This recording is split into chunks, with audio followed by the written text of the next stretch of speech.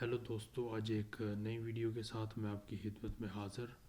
आज हम बात करेंगे कि रेक्टेंगुलर स्टेयरकेस को ऑटो कैड के अंदर किस तरीके से ड्रा किया जाए। तो चलें वीडियो को स्टार्ट करते हैं।